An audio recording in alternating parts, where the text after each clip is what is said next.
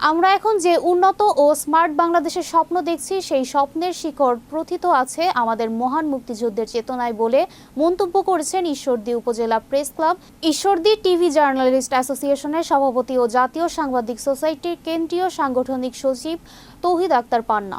ঈশ্বরদীর বিশেষ প্রতিনিধি টি এ পান্না জানান, গতকাল সন্ধ্যায় বাংলাদেশ মুক্তিযোদ্ধা সন্তান সংসদের কেন্দ্রীয় কমিটির নির্দেশক্রমে মুক্তিযোদ্ধা সন্তান সংসদ ঈশ্বরদী উপজেলা শাখার ৮ম প্রতিষ্ঠা বার্ষিকী উপলক্ষে আয়োজিত আলোচনা সভা ও কেক কেটে মিষ্টিমুখ অনুষ্ঠানে প্রধান অতিথির বক্তব্যে তিনি এই মন্তব্য করেন।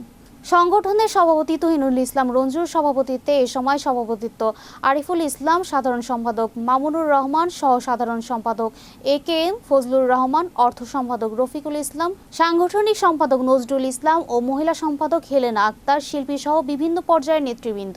পরে কেক কেটে মিষ্টিমুখ করা হয়।